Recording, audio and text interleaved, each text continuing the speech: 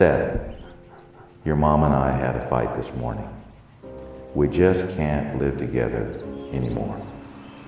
We will talk tonight. You'll have to find a ride to school. Dad.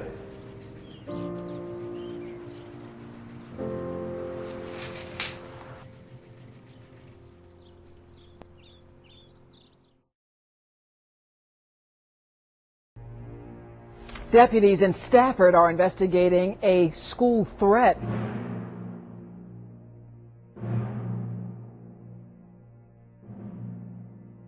The wages of sin is death. I'm sure what's the different levels of sin?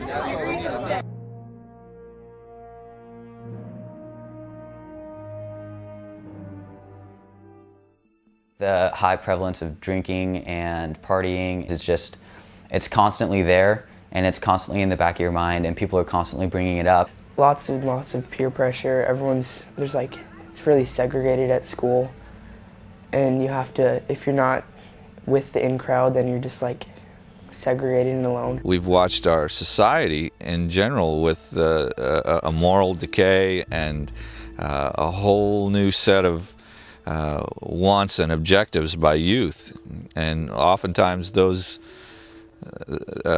desires are focused on the wrong things, and it only gets reinforced in the media and on the campuses and all that sort of thing. Today's youth in the United States are faced with a whole new set of challenges.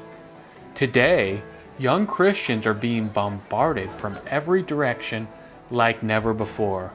Of all Christian youth, 70% do not believe in absolute truth. 81% believe all truth is relative, and 63% do not believe Jesus is the Son of God. It is estimated that between 69 and 94% of Christian youth are leaving the church after high school.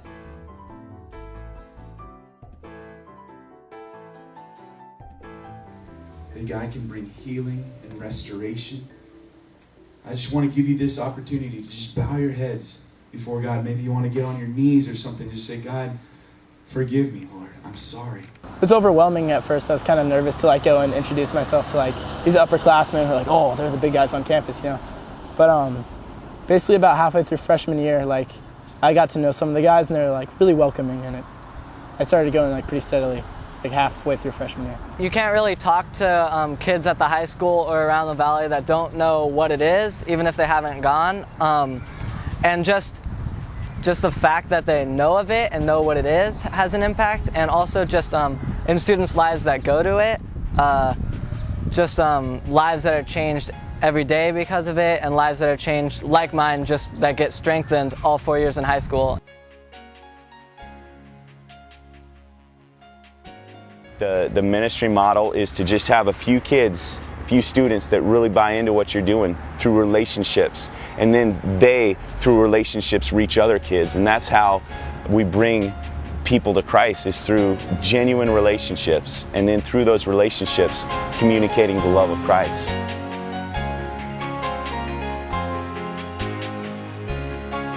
Is both kids come home and they're constantly telling stories about that Ben relays to them, because Ben gets on their level, and a story that we may tell and what Ben tells, it's much funnier with Ben, and it's it hits home to them. I've seen what's happened at Paradigm and how much it can sincerely change lives, and it's really given me just this desire to work with kids. I've started to help Ben out at the junior high youth group. And it's been a lot of fun, and I really, it's all up to God, but I'm hoping to do something like Ben does now in the future.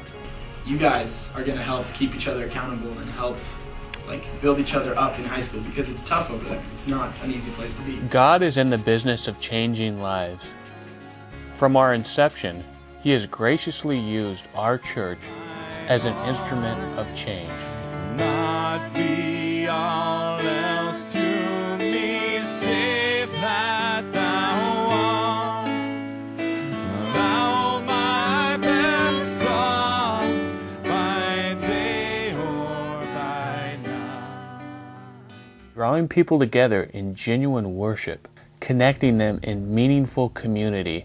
The church was so welcoming, and First moment we walked in, it was like family. it was. There was a gymnasium, there were chairs out, there was a band playing, some of the members with shoes, some without shoes, and she says, this is going to be it.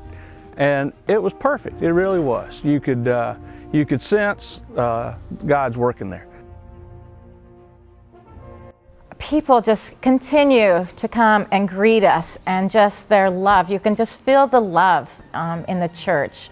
If you spend yourselves on behalf of the hungry and satisfy the needs of the oppressed, then your light will rise in the darkness and your night will become like the noonday. And teaching them the transforming truth of the gospel. Yeah, I was given a Bible, and I enjoy reading it. I haven't gone to study groups yet, but I really enjoy taking the Bible with me away from church and reviewing what we talked about, or just at night I travel with it. I go to sleep with it, reading a chapter, and it's been very inspirational for me. It shows the struggles, the trials that people go through, and it's just, I'm thankful that I can say I've rededicated my life to God and to the Bible and the words that I get out of it. Our God is a God of change, and we want to join hands with Him to be agents of change for the cause of Christ in the Santa Ynez Valley.